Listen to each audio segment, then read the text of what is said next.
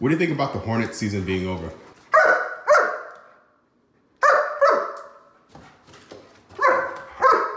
Yeah, I feel you. Yeah, another shaky cam vlog. It's a sunny, and warm Saturday morning in Charlotte, North Carolina. And me and that guy are gonna pay an old friend a visit. I miss you so much. I'll see you again soon. So let's talk about it, right?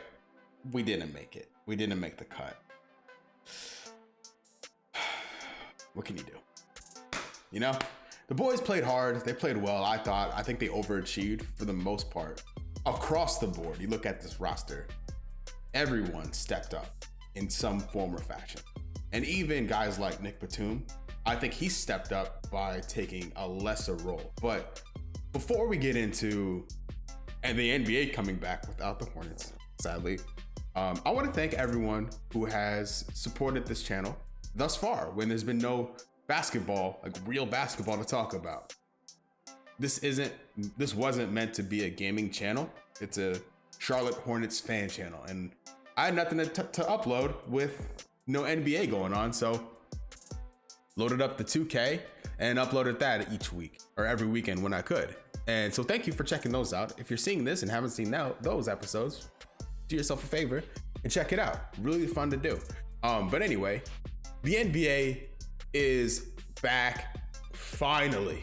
I haven't looked at this yet because I figured we can do this it'll be a good video idea to read through this and see why the NBA saw it fit for the Hornets to not be selected for this play-in tournament. So let's go through this together. And also, got a new logo. What do y'all think?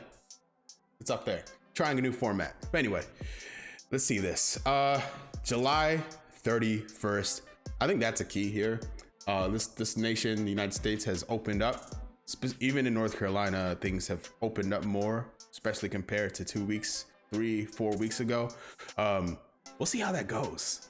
I have my doubts about this all working because people have gone nuts now that they're free to go outside. But anyway, hiatus since March 11th, which feels like forever ago. Hope y'all can see that. So June 4th, NBA Board of Governors approved a competitive format to restart the 2019-2020 season with 22 teams returning to play and a tentative start date of July 31st. All right. In Disney or in Orlando.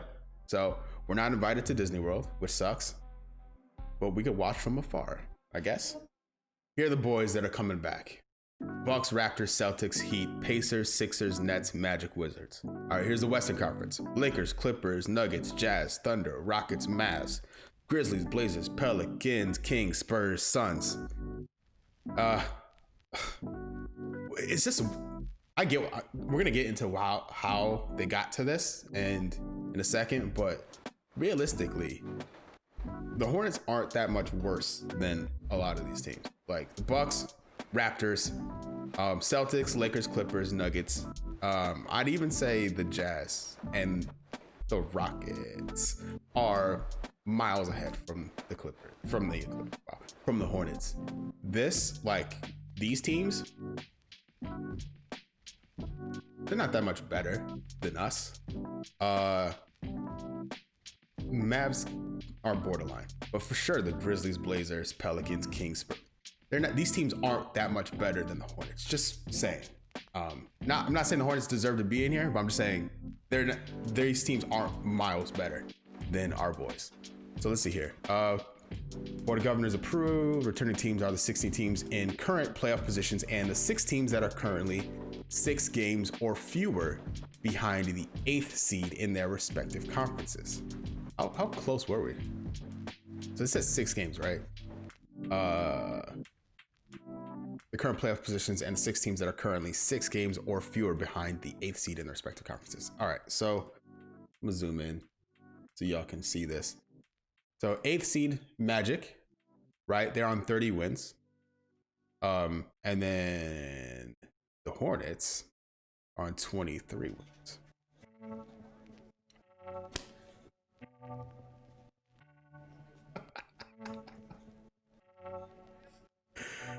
Oh man.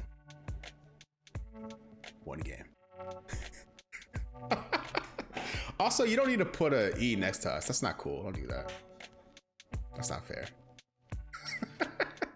So this is interesting. How this will play out will be key, because we just saw a bunch of Alabama football players test positive for COVID.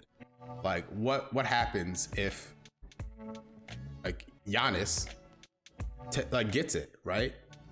The Bucks are at a serious competitive disadvantage in that scenario. So I'm curious, like, how that would play. Like, would they wait the 2 weeks it takes for that to clear out? I mean, you got the Jazz here who are patient zero. I think these games should be played. I believe the NBA when they say they're gonna do regular testing and follow stringent safety practices, but we'll see. I'm gonna watch. Oh, all right, here we go. This is what I care about. This is the bread and butter right now. Since we're not here, we didn't get picked, we're not in this. This is what I was wondering the most. When is the NBA draft lottery? August 25th. All right, how will the lottery teams be determined? The 14 lottery teams would be the 8 teams that do not participate in the restart and the 6 teams that participate in the restart but do not qualify for the playoffs. Fair enough. These teams would be seeded in the lottery and assigned odds based on their records through March 11th. The 16 playoff teams would draft in inverse order of their combined records across regular season games and seeding games. The NBA draft, October 15th. All right. And then when's the season start? Okay, Rose right there. The 2020, 2021 NBA regular season will likely begin on December 1st. This is also assuming. Okay. All right. So my main takeaways. This tournament or seeding thing is going to be super weird, but I'm here for it. Sucks the Hornets aren't in it. Love that they address this, because this is where if we're not in the playoffs, my focus is on the draft, and for August 25th to be the day of the lottery, and then the actual draft on October 15th, and then the season starting on December 1st if all things go to plan. Cool, here for it, very excited for it. That gives us some time to like really look at who the Hornets could potentially draft. So again, Woj, on top of the 16 playoff teams that were already playoff teams when the season was postponed, there'll be an additional 6 teams that are added. So we'll see 13 teams from the Western Conference and 9 from the Eastern Conference. Why only 9 from the Eastern Conference, Woj? Yeah, why, Woj? What's up? El, the league essentially went with teams that were within 6 games in the standings of the 8th seed. 5 of those teams were in the West: New Orleans, Portland, Phoenix, Sacramento, and the San Antonio Spurs. And then in the East, only the Washington Wizards. And now you have, a tournament environment potentially where Zion Williamson and New Orleans could get into the postseason.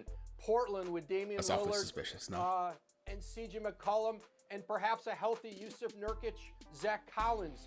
Those teams will come back stronger. And so, and as one owner told me, that they really believe that the 22-team format was ultimately the most compelling. Certainly it was more financially rewarding for teams and players than only bringing back the 16 teams, but the ability here for teams to play themselves into the postseason was a big part of this. So that line of demarcation was 6 games back. When they say every game counts, they mean it, because the Hornets were 7 games back and as such will not have an opportunity to play in the playoffs. Adrian Wojnarowski joining us. Don't rub it in. Tomorrow, 12:30. Let's hear what Stephen A. has to say about this. The East, Stephen A.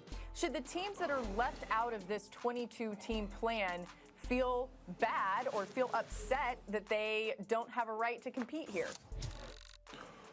Hell no. They're gone. I'm not going to miss them. KB, good to see you, big boy. KP, good to see you. Like the gray suit, gray tie. You're looking sharp, big boy. Here's the reality of the situation. I don't care.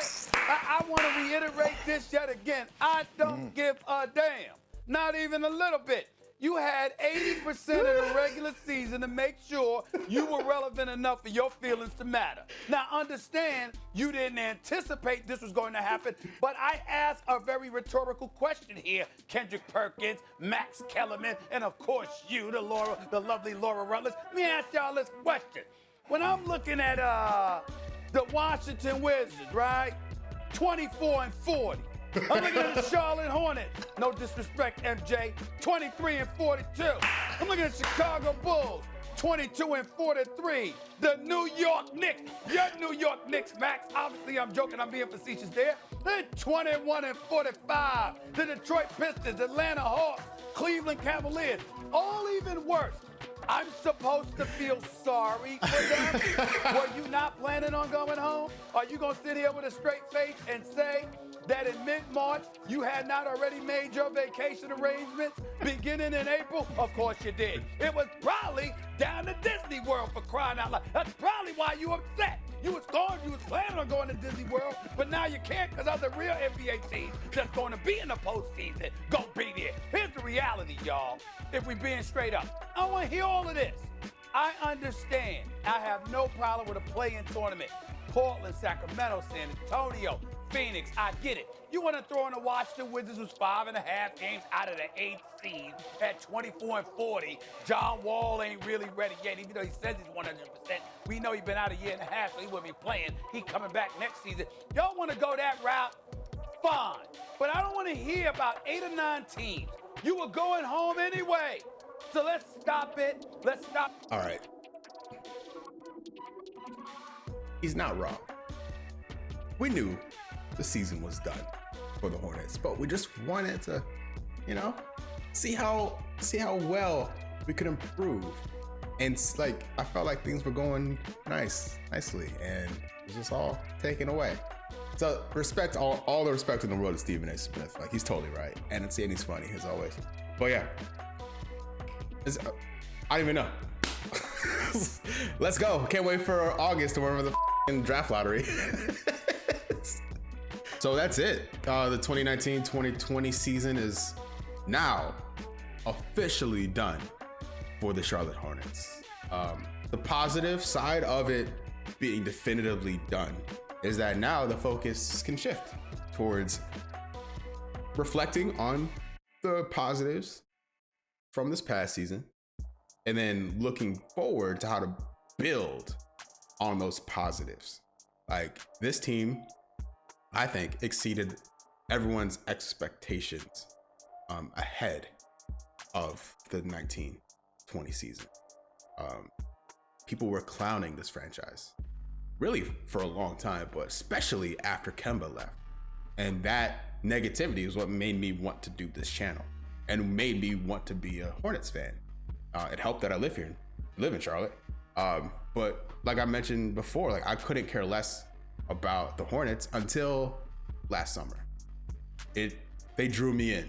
All the negativity drew me in to this franchise, and I've fallen in love with this team and these players, and I'm excited to see where things go from here, because really there's a lot to be excited about. I think there are bright spots on this roster and in the coaching staff. Like, James Borrego is a solid NBA coach, I truly believe. And his growth, along with the players' growth, this franchise is primed to make a difference at some point. If not next year, the year after. I really believe that. I'm excited to see it all play out. We're gonna do it together. That's what we're doing here. That's what this is all about. That's why I upload. So we'll see what any news that comes out in the next week. I'll try to talk about it here. If you have any ideas or things you want to see, maybe we can look at highlights from last year and reminisce. I don't know. But yeah, that's enough for me. I've talked enough. I really appreciate y'all watching, and I'll see you next time. Peace.